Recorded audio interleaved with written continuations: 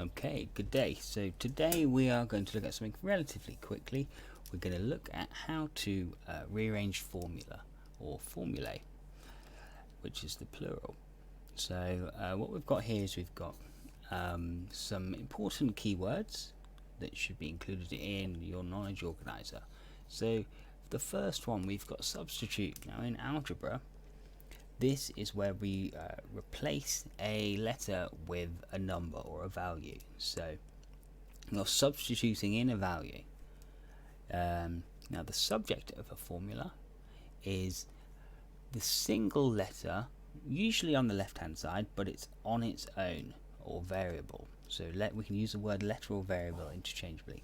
If you look down at my example here, the subject is V, yeah, because it's on its own. And convention is that we put it on the left hand side, but you could have n take away 3 equals v, and that would still be v as the subject. Unknown, again, that's our variable, our letter. It's when we have a placeholder in place because we don't know the value. And expression, so these are the 4 types that you need to know: an expression, a formula, an equation, and the last one is an equality. So an expression, it doesn't have an operation sign, an equal sign, but it does have at least one letter and an operation, yeah, but no equal sign. And finally, a formula has at least 2 letters and an equal sign. If there's only one letter, it's just an equation. So a formula has to have 2 letters in it. That's really, really important. Otherwise, it's just an equation. Okay, so a couple of keywords here. We've got rearrange. Again, that's just changing the subject. This is what we're going to be doing today. And then formulae. Again, that's the plural of formula, which means when we're talking about one or more. And it's an equation that includes 2 or more variables, yeah? Okay, so let's have a look at some examples now. So I've got make n the subject of this formula. So I've got v equals n take away 3. So in order to make n the subject, essentially I'm going to have to undo all the operations that are acting on n, and that will mean that we change what the situation is with v as well. So here I have a subtract 3. So in order to get n on its own, we need to do the inverse of subtract 3, and that will cancel out that negative 3. So we're going to add 3 to both sides. This is called balancing equations. Now you don't need to put these arrows, but I'm putting them there just to show what I'm doing. So I get v plus 3 equals n. Now that is acceptable, but remember, we as mathematicians like to have our subject on the left hand side. So I'm going to swap it around, and I'm going to write n equals v plus 3. And remember, that is something that we can do in mathematics, and it means the same thing. I'm just going to make that plus a bit bigger.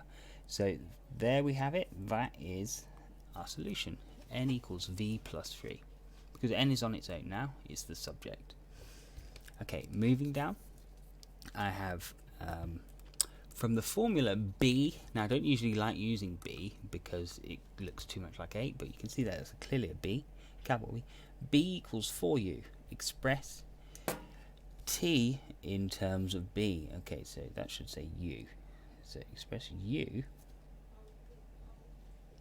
in terms of b.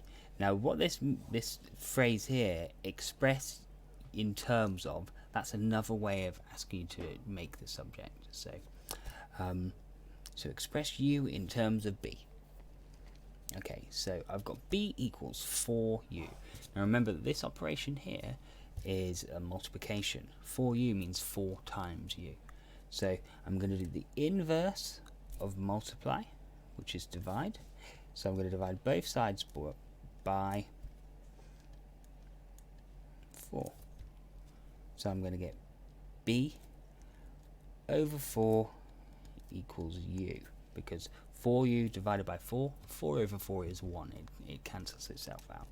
And again, rewrite it in terms of u equals b all over 4. Now the key part to this question is that part there, express u in terms of b. I want you to remember that's telling you to make u the subject, because you will see that in exams and it will throw you off. Last one, make P the subject of the formula. Okay, so I've got Q equals 2P squared plus 3. Now this is where we have to think about BIDMAS. So when we think about BIDMAS, we think about the strongest operations all the way through to the weakest. So you may have seen BIDMAS written like this.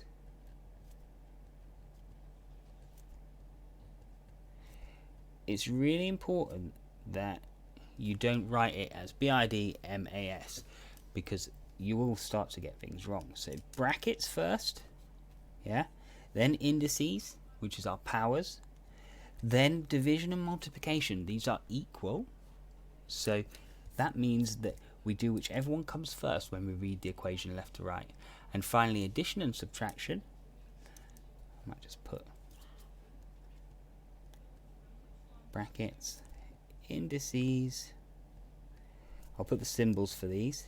So divide and times, and then add and take away. So addition and subtraction, again, they have equal order of precedence. So that precedence has been what comes first. Lots of people think addition is automatically done first, then subtraction. That's not correct. It's whichever one comes first, left or right. So D and M put on the same level as A and S. Really important you remember your BIDMAS like this, otherwise you'll get it wrong. Okay, so let's see if we can use BIDMAS now to work this out. So what we want to do is we want to get P on its own to become the subject. And essentially what we have to do is we have to undo all of the operations that have are acting on P. Now, in order to do this, we actually go backwards up BIDMAS. So we have to do the last operation first and the first operation last. So it's a reverse BIDMAS almost. Think about in science. Well, I don't know how far in science you are, but with atoms, you get rid of the weakest electrons and the weakest shells first. So it's a bit like that. You have to unwrap the weakest thing first. So so -3, -3, because we're getting rid of that +3. So I get Q take away 3 equals 2P squared. And now I've got 2P squared. So squared is my indices, my index, and 2 is a multiplication. So again, multiplication is weaker than the index. So we're going to divide by 2 first.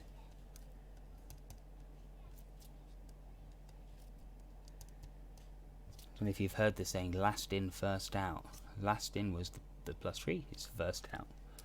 Okay, so I'm going to get Q take away 3 all over 2 equals P squared.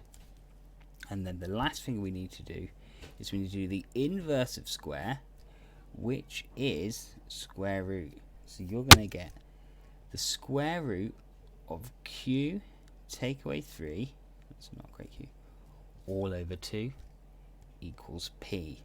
And then to finish that off, you'd want to write it the other way around. Now I have run out of space, so we'll just go off the page. Q take away 3